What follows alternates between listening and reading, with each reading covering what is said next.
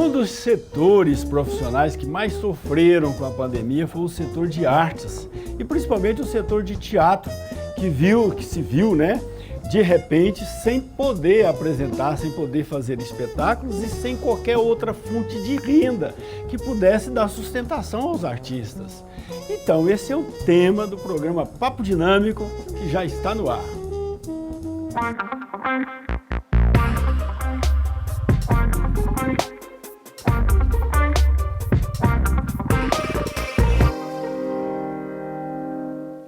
Olá, gente boa, muito boa noite. Estamos iniciando o Papo Dinâmico na PUC TV Goiás, toda terça-feira, 9h30 da noite, também no YouTube, no canal do programa Papo Dinâmico, no canal da PUC TV Goiás e lá nas redes sociais, no Facebook, no Instagram, no Twitter. Você pode curtir o nosso programa, mandar mensagem para nós, sugerir temas, sugerir convidados para a gente debater aqui. Hoje nós vamos falar de teatro, né? De teatro. De um modo geral, não só durante a pandemia, mas vamos falar o que é teatro, né, com dois grandes teatrólogos que estão aqui conosco, teatrólogos ativos, né, que estão atuando aí na nossa cidade, o Douglas Calazans, que é produtor e ator. Obrigado, Douglas, pela presença, boa noite. Eu que agradeço a oportunidade e estar aqui falando sobre esse tema tão importante para a cultura e para a inclusão das pessoas na sociedade, né? Que é de fato o teatro. Ok. E o José Mário de Araújo, que é ator, é produtor também, né? Ator, obrigado. Eu que agradeço, imagina esse convite. Zé Mário. Zé, todo José vira Zé. Zé Mário. Eu que obrigado pela presença, muito boa noite.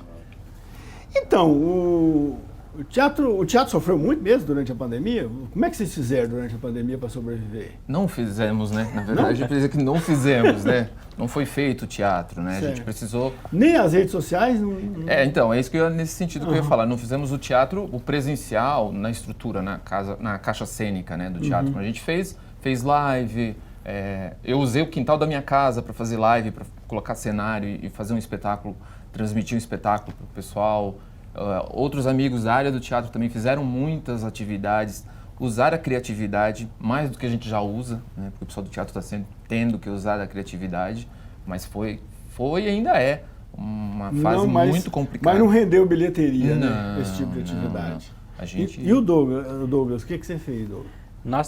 Nós aproveitamos, num certo sentido, para produzir um espetáculo, né? Com o tempo. Mas com certeza assim, a área foi bastante prejudicada, porque mesmo com live, mesmo com a internet, teatro foi feito para ser ao vivo. Né? Não é a mesma coisa você assistir o teatro por uma live do que você estar dentro de um teatro ali, vendo a caixa cênica e vendo aquilo acontecer. Então nós também temos uma escola, nossa companhia tem uma escola de artes. Qual é a sua companhia? A CIA Caminharte. CIA, companhia... CIA, né, de companhia Caminharte. Caminharte, isso. A gente tem uma escola de artes aqui no Parque Amazônia, em Goiânia, e nós temos as aulas lá, nós tivemos que adaptar todas as aulas para o online, o que acabou não sendo tão produtivo quanto é o presencial, e os espetáculos nós estávamos a ponto de estrear, nós tivemos que dar uma reduzida, né? E continuamos com todas as limitações de ensaios com máscaras e distanciamento e tudo aquilo. Quando foi possível, a gente voltou a ensaiar, mas realmente apertou bastante, principalmente na questão financeira, porque todas as fontes de renda estavam as que não estavam paralisadas estavam prejudicadas. Essas ajudas do governo aí ajudaram vocês? Vocês receberam alguma coisa dos governos? Sim, eu peguei os projetos, né, a Lei Aldir Blanc, que foi muito importante, que é uma lei emergencial, ela veio com esse caráter de lei emergencial, que agora, graças a Deus, ela virou uma lei permanente, e pelo menos até 2027 ela é uma lei permanente. Durante a pandemia, o que me salvou, eu posso dizer que o que me salvou foi a Lei Aldir Blanc, com projetos que eu atualmente estou morando em Trindade. Então porque a Lei Aldir Blanc teve os municipais, né, e os estaduais. Eu participei de projetos municipais, que foi que me deu uma segurada. Assim. Conseguiu sobreviver e felizmente nós temos um ator vivo ainda. Graças a Deus. E continue vivo, bem vivo. Continue vivo, né? E você, como é que Nós também fomos contemplados pela Lei Aldir Blanc, agora no final do ano passado, né? Na Aldir Blanc, fomos contemplados com um projeto e isso nos ajudou bastante também a a continuar com o trabalho. E também nós tivemos a isenção para a estreia de um espetáculo, a isenção da taxa do teatro, que pela retomada cultural do governo de Goiás, da taxa do Teatro Goiânia, que também nos ajudou bastante. Conseguimos ali estrear, assim que começou a retornar o teatro ali com 50%. Pois é, com o retorno agora, então vocês já voltaram a fazer espetáculos ao vivo. Ao vivo não, presencialmente. Sim. Isso. No caso da Cia Caminhar, nós já retornamos, né? Estamos até com a temporada no teatro no centro de Goiânia, o Carlos Moreira, com o espetáculo O Reino das Caixas Mágicas. Peraí, você estava me explicando aqui um pouco antes de começar nosso programa, que esse teatro, como é que chama o teatro? Carlos Moreira. Carlos Moreira é aquele ali da Rua do Lazer, Rua Isso. 8, onde funcionava o cinema, salvo engano, Casablanca. Isso. Há muitos anos, né, que eu ia lá namorar dentro do cinema lá, Casablanca, né? Isso. A gente ia pro cinema para namorar, né? Sem Isso. saber do filme, né? E aí nós estamos em cartaz lá agora com esse espetáculo, um espetáculo musical infantil, O Reino das Caixas Mágicas, adaptação do livro Você é Meu, do Max Lucado. Reino das Caixas Magnas. O Reino das Caixas Reino Mágicas. das Caixas Magnas. Mágicas. Mágicas? Isso, Reino das Tá, Caixas as crianças Mágicas. aí devem saber de que se trata, com certeza. É uma adaptação do livro Você é Meu, do Max Lucado. Né? E a gente está lá, estamos em cartaz com esse desafio, porque o teatro, apesar de já estar voltando, continua-se com os desafios, principalmente na nossa cidade. Os desafios de se manter um espetáculo em cartaz. Tá. Né? E o Zemar, o que você está fazendo, Zemar? Então, além de ator, eu sou contador de história. Eu ok. tenho um personagem chamado Zé do Conto, quem quiser conhecer, inclusive, @Zé do Conto no Instagram. Ah, é? Então, eu fazia muita apresentação em escolas, em eventos. Veio a pandemia, fiquei só nas lives. E a pandemia, se a gente pode ver um lado positivo também, é a questão que eu comecei a fazer produção cênica no Brasileiro online. Eu consegui estudar, fazer muitos cursos no online. E hoje Brasileiro França é que fica no setor Isso. universitário, né? É faço. uma instituição do Estado. Isso, exatamente. É gratuito. É uma escola de artes, É né? uma escola de O arte. que você faz lá? Eu faço produção cênica. Ah, ok. Produtor Você cultural. é produtor cênico do Brasileiro França. Não, eu estou estudando, eu faço Tá um curso de estudando, né? graduação. Você faz o curso lá. de graduação de ok. produção. Ok. E aí agora que eu estou voltando com contação de história em escolas, em eventos. Estou agora Mas essas historinhas você inventa ou são histórias conhecidas aí? Tem história conhecida, tem história que a gente acaba tendo que inventar. É? É tudo típico. História para família, história para criança. História boa é aquela história que todo mundo Mas pode é a ouvir. história que você conta sozinho. Sozinho. Sem interagir com ninguém? Sozinho, eu e... Tipo Rolando Boldrinho, assim? Nossa, Rolando Boldrin é um deus essa área. Eu tenho ele... Nossa, ele é uma referência, assim... Até arrepio de falar dele, porque a gente tem que valorizar esses grandes realmente, contadores ele é um de grande história. ator, né? Ele Ele trabalhou na Vera Cruz, lá Sim. com o Mazzaropi, né? Mazzaropi. Ele atuou em cinema, em vários filmes, né? E também em teatro, né? Sim, eu lembro, eu era bem pequenininho, eu lembro de assistir o programa dele só para ver as histórias que ele contava no final do programa, ele finalizava sempre com uma história. Certo. Mas eu tenho um personagem chamado Zé do Conto, que aí tem todo um figurino, e aí ok. sou eu sozinho, com o público e Deus, né? Nós vamos voltar a falar do Zé do Conto. Agora, assim, vamos aqui. Douglas Calazans. Você tem parente radialista? Não. Não? Porque Não. eu já conheci um radialista chamado não sei o que, Calazans. Mas vamos lá.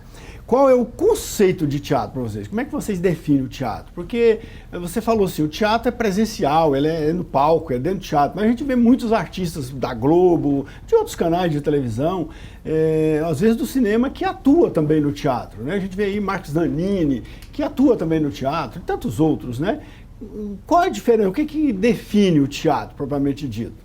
O teatro enquanto atividade, né? Não enquanto casa de espetáculo.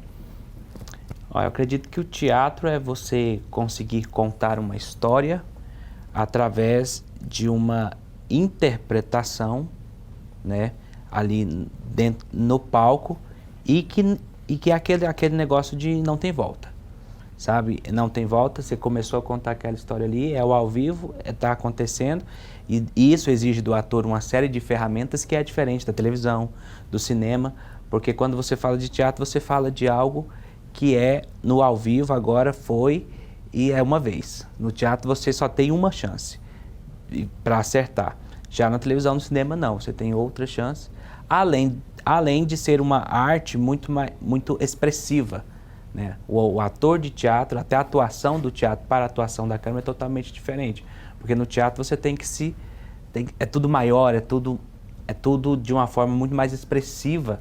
Não tem corta, né? Não tem corta. Não é luz, tem... câmera, ação, aí corta. Não tem corta. Começou, vai. Então, né? no teatro, todas as nossas ações tendem a ser maiores do que uma ação normal. Mas é verdade que fica alguém atrás da cortina dando cola pro ator que tá na... Pra não esquecer o roteiro? Eu não sei disso. Não deveria, né? O ator tem que decorar o roteiro e pronto, acabou. Mas também vocês ensaiam a exaustão, né? Eu até vejo a questão do teatro, que é uma arte muito mais antiga do que a TV, que o cinema, né? A TV e o cinema são caminhos que surgiram muitos anos depois, né? A gente vem desde a Grécia. E o teatro é isso que o Douglas falou, é o momento, é a catarse que o público vai ter. Só aquele público que está ali que vai ter aquele momento, né? Só ali, naquele lugar. E eu acredito muito que, não é eu pensar isso, mas eu acredito que ator que é ator, ele tem que passar pelo teatro, sabe? Ele tem que pisar num palco, ele tem que estar ali, frente a frente com o público. Perfeito. Porque... Ok, a gente vai fazer um pequeno intervalo e nós vamos voltar, vamos retomar esses assuntos. Nós temos muito tempo. Nosso programa são 4 blocos, mais ou menos do tamanho desse primeiro aqui, certo? Então a gente já volta, vamos ver também sobre como produzir uma peça de teatro e vários outros aspectos ligados à atividade teatral. Daqui a pouquinho a gente volta.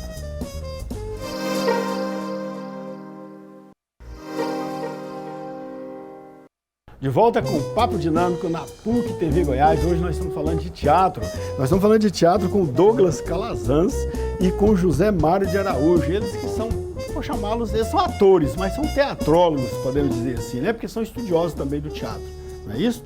Correto. Por falar em estudar teatro, assim, vocês já falaram das características, né, do teatro em relação à TV, em relação ao cinema.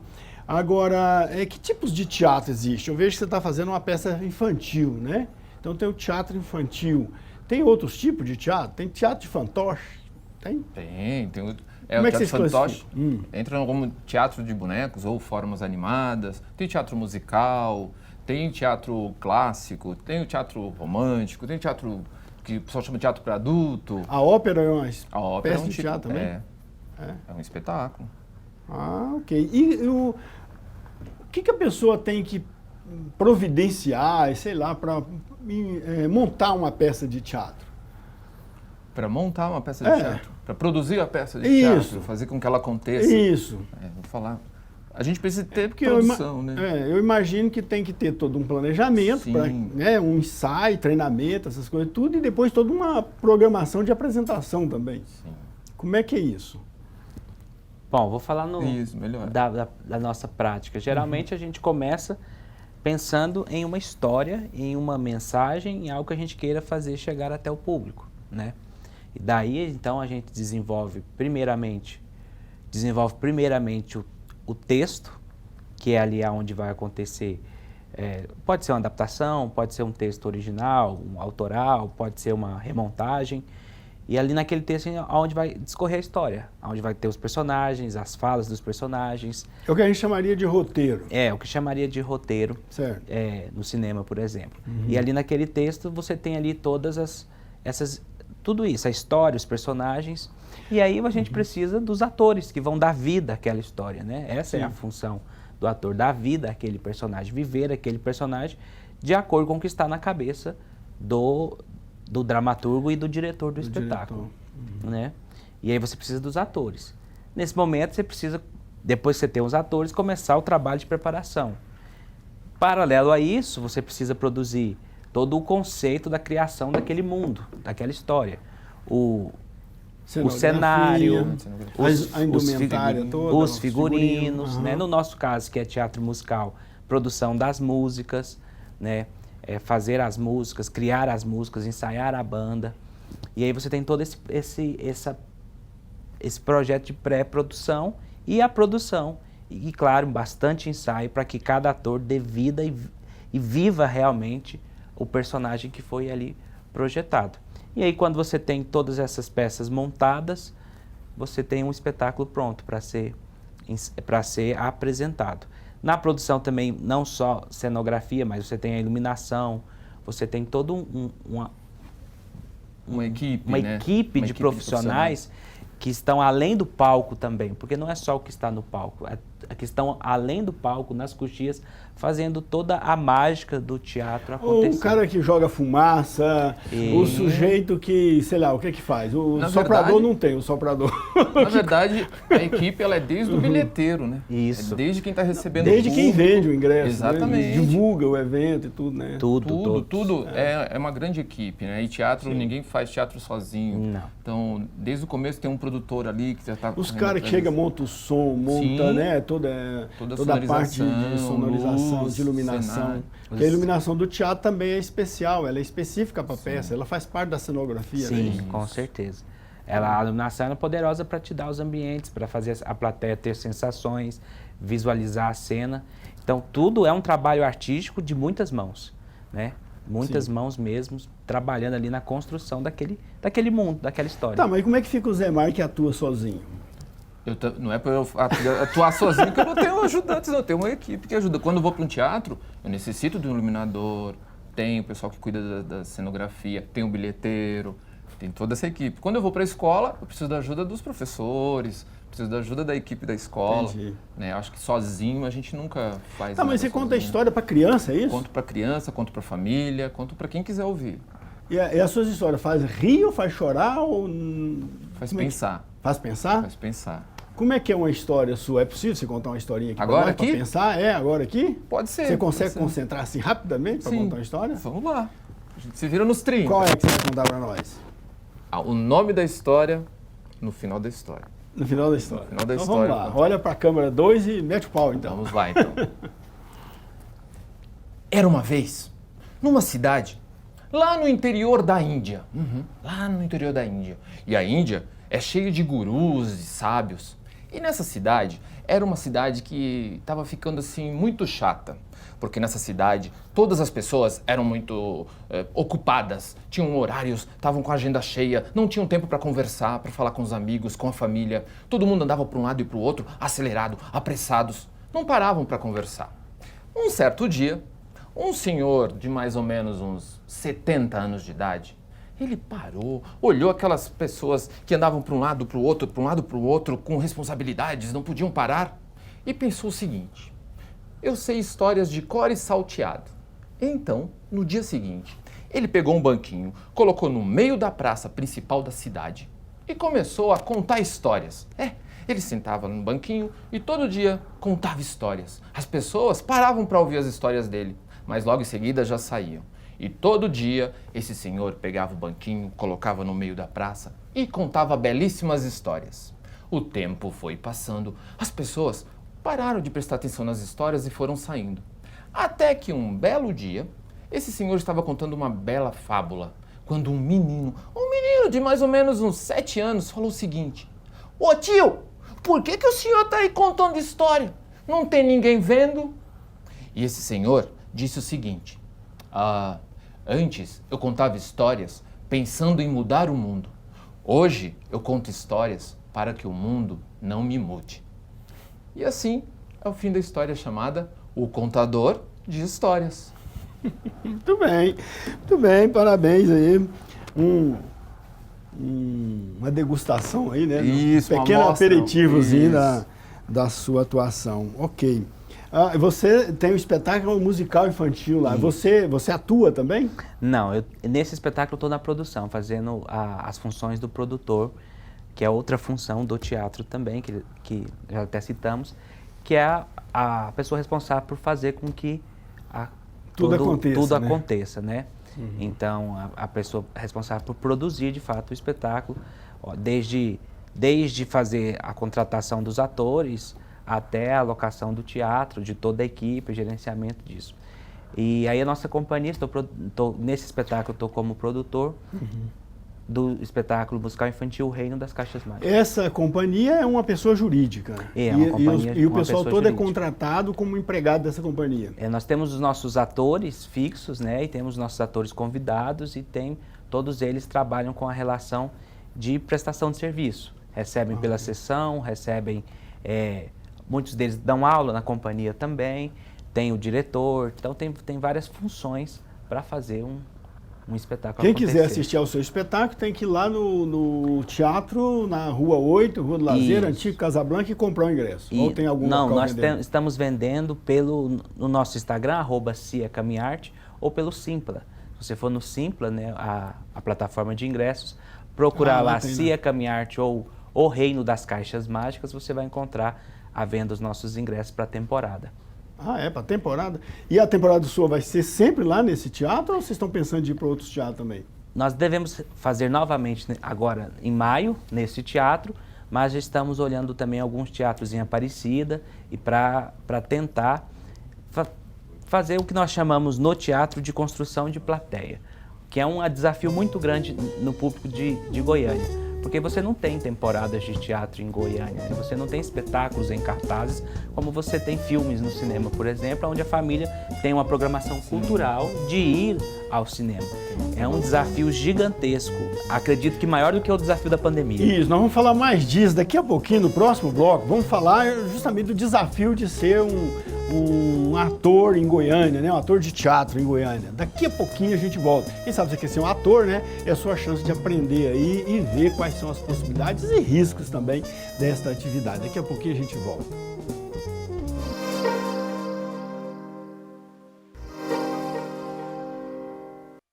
De volta com o Papo Dinâmico na PUC TV Goiás e também no YouTube, no nosso canal, no canal do programa Papo Dinâmico e da PUC TV Goiás. E estamos também nas redes sociais, no Twitter, no Instagram, no Facebook.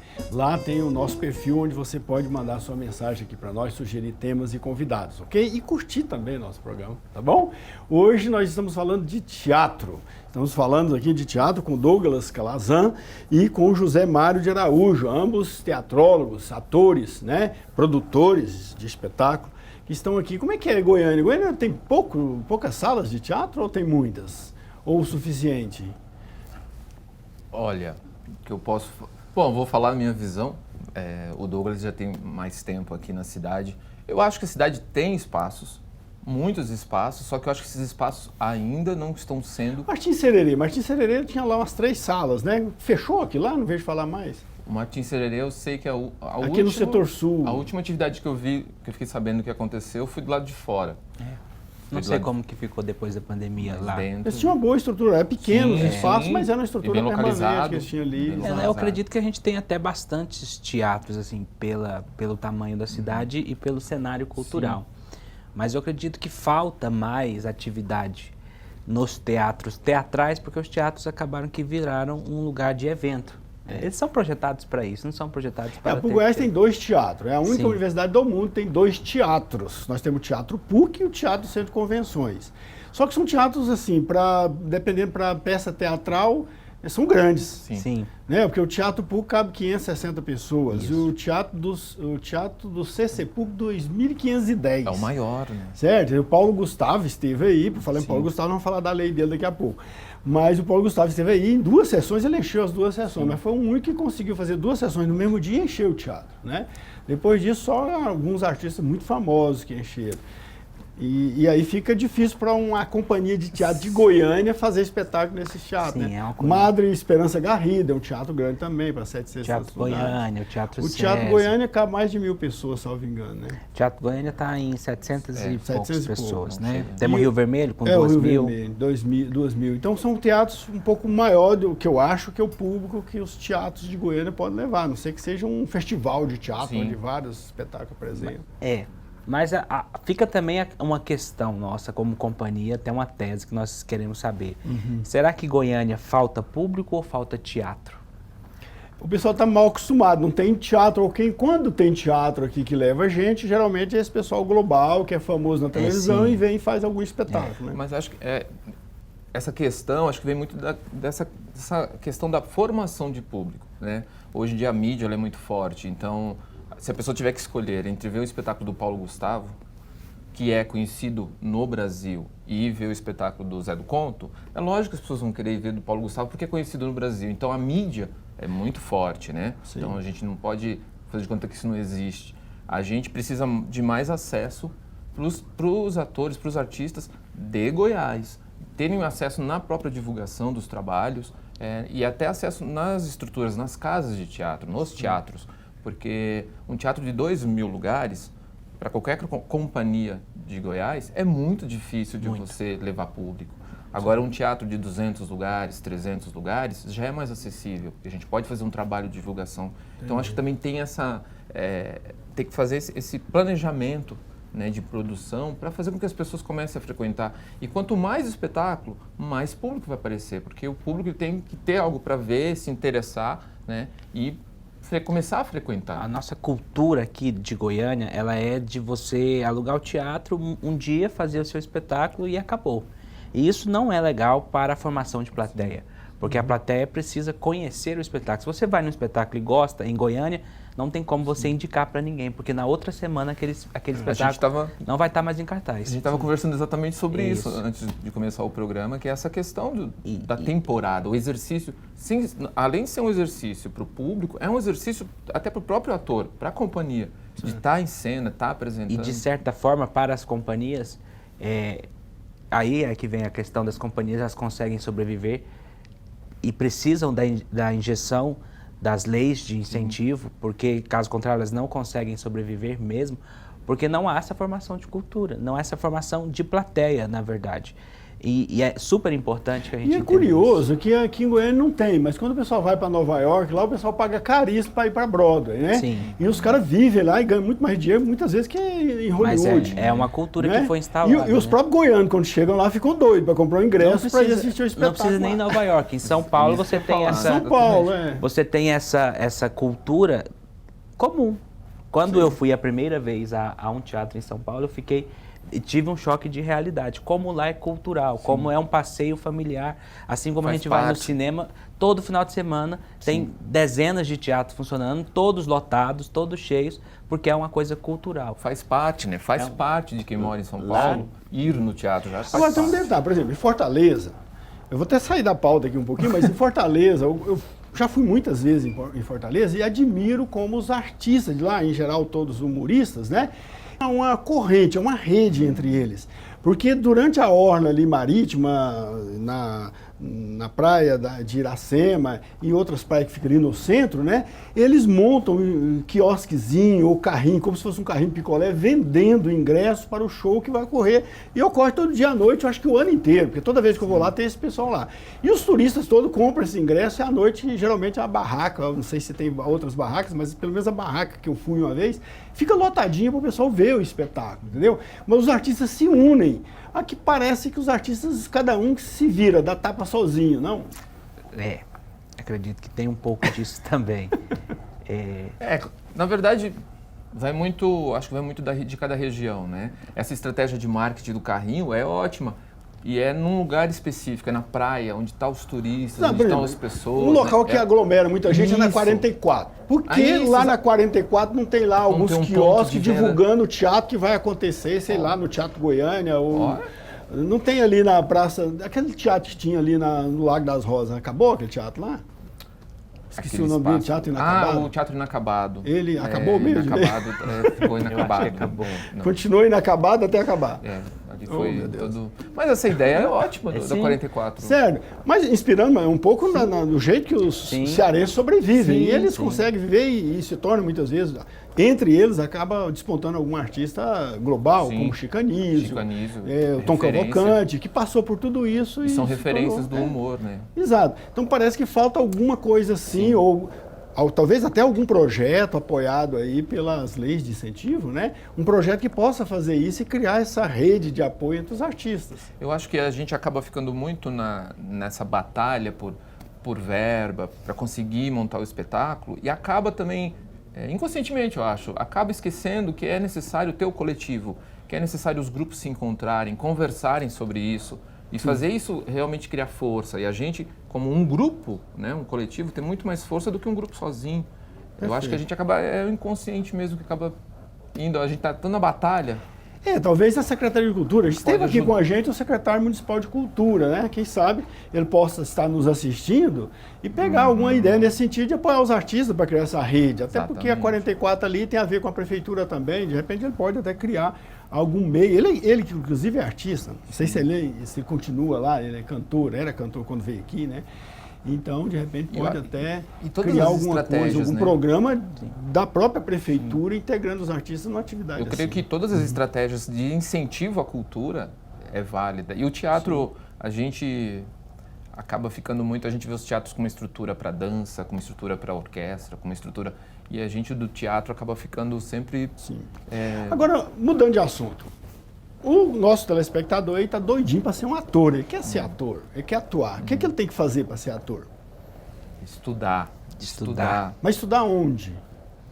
Ele tem que procurar Bom, integrar no Goiânia, grupo de teatro? Tem escola de teatro em Goiânia? Aqui em Goiânia eu posso indicar o Basileu França. Basileu França. Que tem teatro lá, uma escola muito boa. Tem teatro, tem dança.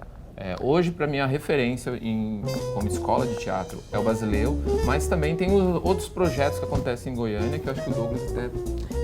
Temos outros projetos, temos algumas companhias que dão aula, né? A companhia, a CIA Camiacha, a nossa companhia, tem... Lá no Parque Amazônia. No Parque Amazônia tem aulas inclusive tem aulas de teatro e de teatro musical, que o teatro musical, além do teatro, vai englobar ainda o canto e a dança dentro do estudo. E a nossa companhia, inclusive, trabalha com o processo de formação profissional. Hoje, os artistas que estão em temporada do nosso espetáculo, 90% deles foram formados dentro da própria escola.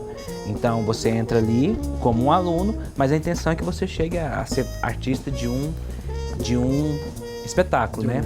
Agora, o que eu diria para qualquer artista que quer se tornar um ator é que você precisa estudar. A atuação não é hobby, a atuação não é uma coisa para se fazer, não é um passatempo, porque a atuação é uma profissão. Estudar o quê? Literatura, estudar peças de teatro, estudar o Ariano Suassuna? Estudar, exatamente, desde ler grandes obras. Desde ler grandes obras até sistemas de interpretação, né? Você consegue estudar sistemas de interpretação. Expressão corporal. Expressão corporal. Ir para uma faculdade, fazer artes cênicas, ok. Que é graduação. E tudo que todo ator tem que ter curso superior, não, né? Eu sou... Bom, não sei como cada um tem uma opinião. Não, você respondeu, responde no próximo bloco. Vamos fazer um pequeno intervalo e já voltamos.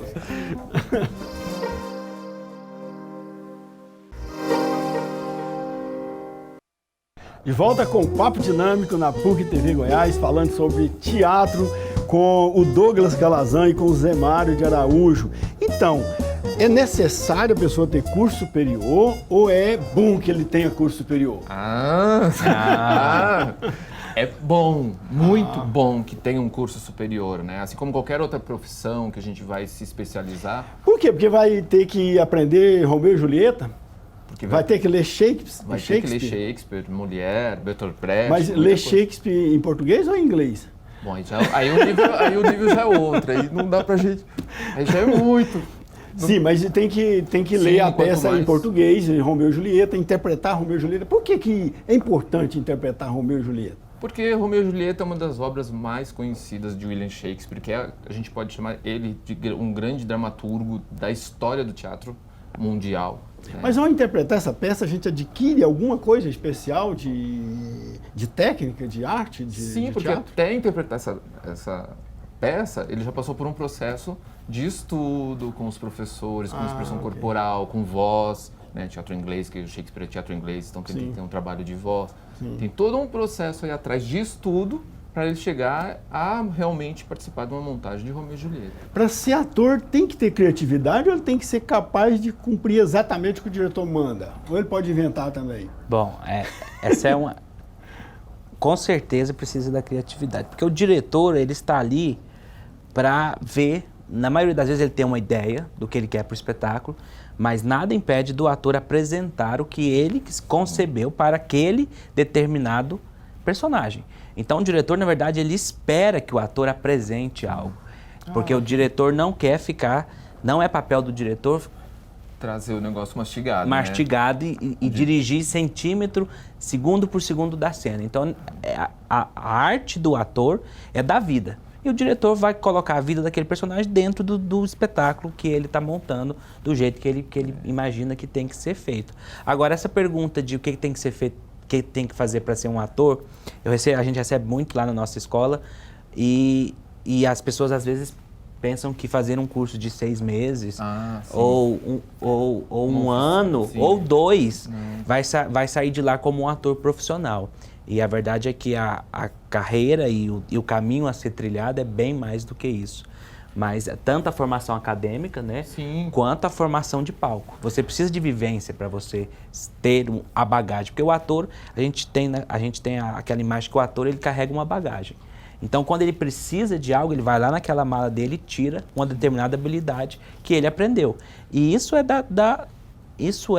da vivência, é de anos e anos. E mesmo Na verdade, formado... ele constrói o personagem. Para construir, ele reúne vários elementos, né? Porque o cara tem que aprender a concentrar, tem que aprender a decorar roteiro, tem que aprender a interpretar esse roteiro. No caso do musical, tem que aprender a cantar, dançar. Sapatear. A expressão corporal, porque ele tem que representar com uma certa expressão, né? E mesmo saindo, mesmo formando, né, estando formado, a gente vai estar sempre aprendendo, porque você está trabalhando com arte. Então eu tenho que aprender a dançar, algo que eu ainda não sabia, que eu não aprendi na faculdade. Tem que aprender a concentrar também, né? Porque assim, diante de uma plateia, o teatro, você viver um personagem, muitas vezes aquele ambiente pode te dispersar, desconcentrar, né? Então, a pessoa conseguir ficar concentrada, por exemplo, a pessoa tem que chorar e chorar realmente. Não é fácil, né? É todo um processo. Às vezes até rir é difícil, né? Sim, muito difícil. Fazer rir, então, é muito difícil. Mas vale a pena ser ator? Se vale a pena? Se você pudesse começar de novo, você começaria com certeza. Ator? É? Sim, com certeza. Com certeza, sim. Com certeza. Porque o teatro é além dos palcos, né? Eu acredito que muitas das coisas que as pessoas aprendem no teatro está além dos palcos, porque isso a gente trabalha bastante na nossa escola. A questão não é se você vai estar no palco ou não, mas a questão é você vai se tornar uma pessoa melhor, uma inclusão, você vai ter uma inclusão social, você consegue trabalhar em equipe, você consegue desenvolver suas habilidades de comunicação. Então, assim, independente de se a pessoa deseja ser um ator de palco ou não, uma das coisas que a gente fala para você se tornar um melhor cidadão, uma melhor pessoa talvez o teatro seja indicado para você. Assim, a condução da política cultural hoje no Brasil pelo atual governo federal, tem sido de embate com os artistas. A arte e o teatro tem tanta importância política, assim? O artista ele é um formador de opinião, né? Então, partindo desse princípio, a gente já vê a importância do artista. A gente leva informação, a gente leva opinião, a gente faz o público questionar. Pois é, agora, recentemente, o Congresso aprovou uma lei, a Lei Paulo Gustavo, né? Sim. Que previa aí liberação de 3 bilhões e 800 e tantos milhões de reais para os artistas, por intermédio dos estados e dos municípios. Caberia à União fazer esse repasse para os estados e municípios, os municípios, mediante projeto, evidentemente, apoiar as atividades artísticas dos seus municípios e seus estados. E, no entanto, o presidente da República vetou, né? Há uma probabilidade grande do Congresso derrubar esse veto. Mas esse veto do presidente, com alegações orçamentárias, alegações econômicas, na verdade, está em linha, né, com a política que ele vem, né, de justamente evitar repassar recursos para o segmento artístico, né, cortando aí Lei Rouanet, várias outras formas de incentivo, ele tem cortado e tem incentivado apenas grupos que são alinhados aos evangélicos, alinhados à ideologia dele. Então, com a clara preferência por um determinado tipo de categoria de artista. Como é que vocês veem isso? Como é que vocês avaliam essa questão do veto e essa possibilidade de incentivo? É um prejuízo grande para o setor, esse veto? Sim, um prejuízo é enorme. E essa questão desse veto, acho que já é histórico também, né? A gente da classe artística, a gente já sofre com essas questões há muito tempo. Desde a época da ditadura, que tinha essa questão de não vamos deixar os artistas falarem, não vamos deixar os artistas exporem as suas opiniões. E acho que hoje está reverberando isso.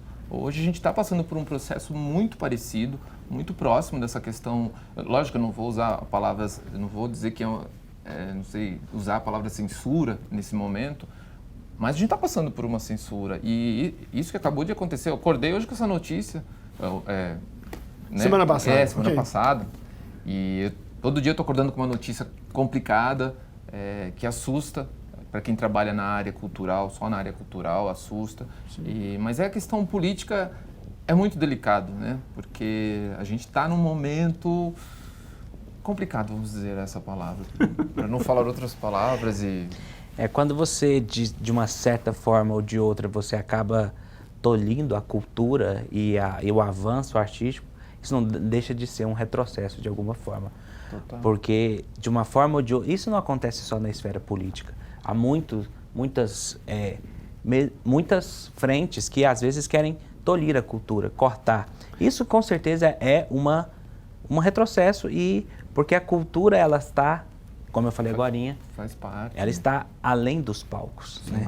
Ela está muito além dos palcos. Que artistas inspiram vocês? Você, Douglas, você se inspira em qual artista? Qual artista aí que é a sua referência? Olha, hoje, como eu trabalho com teatro musical, né, a minha maior inspiração hoje para essas linhas que nós estamos montando é o Hugh Jackman, com certeza.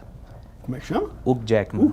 Esse eu não conheço, não. É o Wolverine. Ah, é? Ele é um dos Porque ele é um grande ele tem esse... Sim. ele é um grande artista do cenário do teatro musical. Mas nacionalmente nós também temos o Miguel Falabella, que é um grande artista no cenário do teatro musical também.